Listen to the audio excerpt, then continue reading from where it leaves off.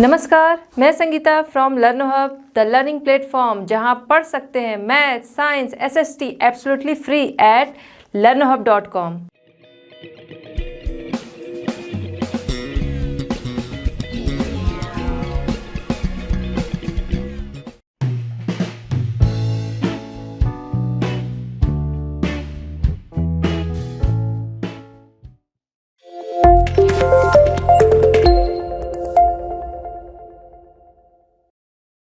So let's start. Question 1. Match the following. Narmada Valley, hunting and gathering.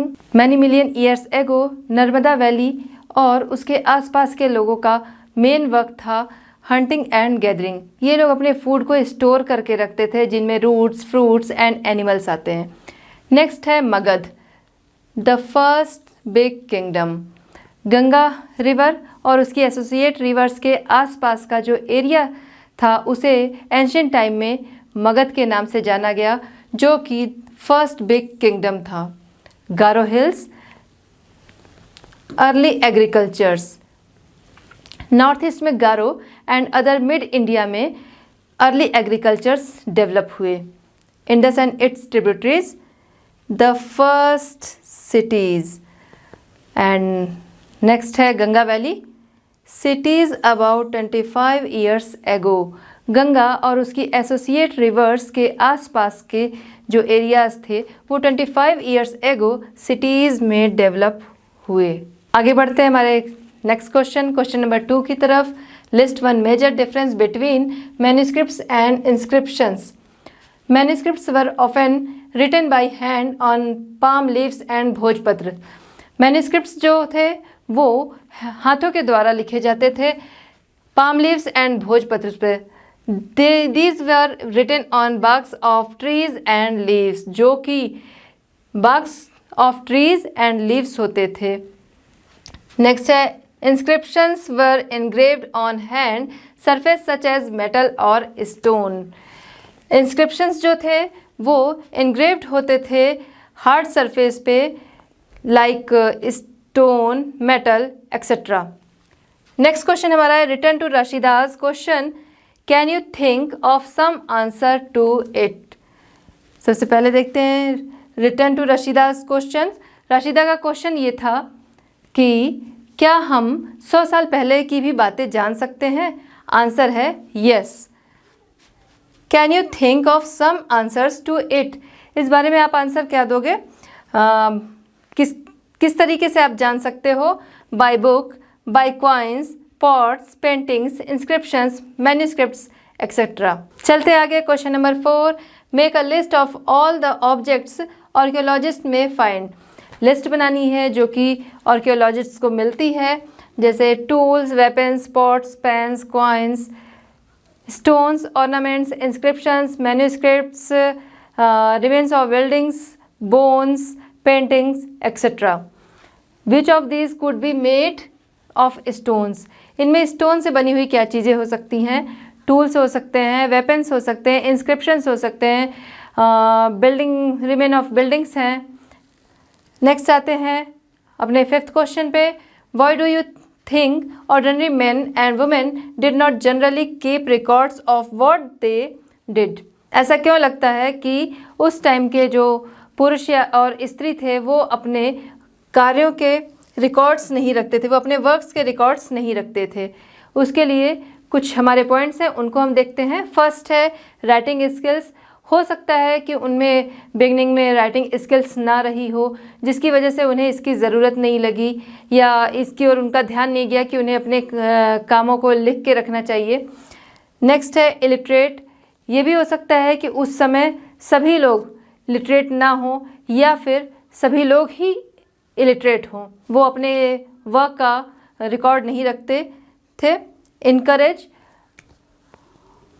जब उनमें वो साक्षर नहीं थे या उन्हें अपने वर्क का इम्पोर्टेंस नहीं पता था, हो सकता है इस वजह से भी उनमें इनकरेज नहीं होता था अपने रिकॉर्ड्स को रखने का। इम्पोर्टेंस, उन्हें इन चीज़ों का पता नहीं था कि ये चीज़ें आगे चल के काम आएंगी, या फिर उन्हें अपने जो भी उनका वर्क था उसकी इम्पोर्टेंस नहीं पता थी, जिसकी वजह से वो अपने रिकॉर्ड्स को नहीं रखते थे लिख के। आइए बच्चों देखते हैं question number 6। Describe at least 2 ways in which you think the lives of kings would have been different from those of farmers। At least 2 ways बताने हैं जिससे कि पता चलता है कि किंग्स और फार्मर्स की जो लाइफ्स थी वो एक दूसरे से डिफरेंट थी। आंसर देखते हैं। Point 1, Kings lived in kingdom and cities and farmers lived in small houses and village. First हमारा डिफरेंट है कि जो किंग्स थे वो किंगडम में और सिटीज़ में रहा करते थे और जो फार्मर थे वो स्मॉल हाउसेज और विलेज में रहते थे।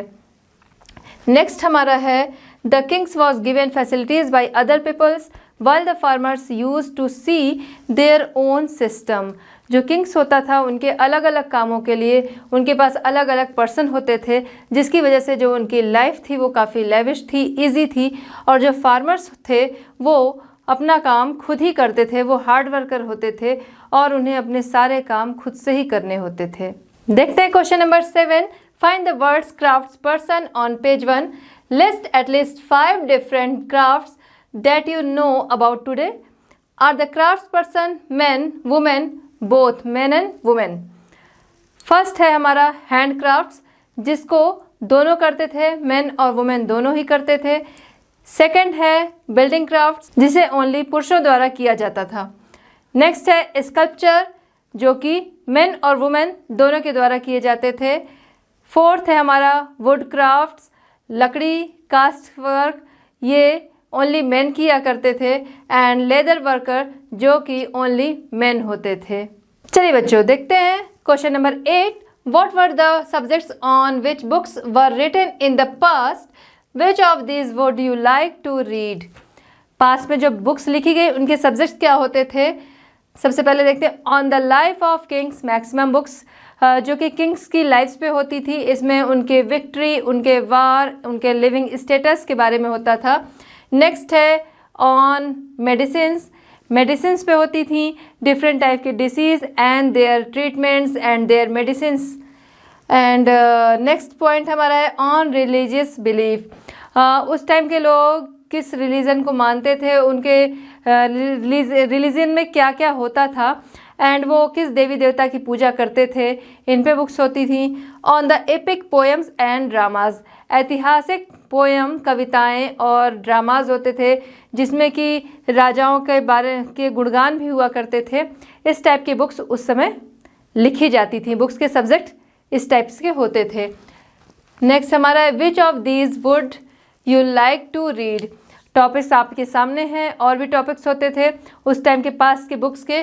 आप इनको देखिए और इसमें से चूज़ करिए कि आप इनमें से किस टाइप की बुक्स जो है वो रीड करना पसंद करेंगे। बच्चों आज का चैप्टर होता है कंप्लीट। मिलते हैं नेक्स्ट चैप्टर्स, नेक्स्ट सॉल्यूशंस के साथ at Learno Hub. Learno Hub free है पर बेस्ट है।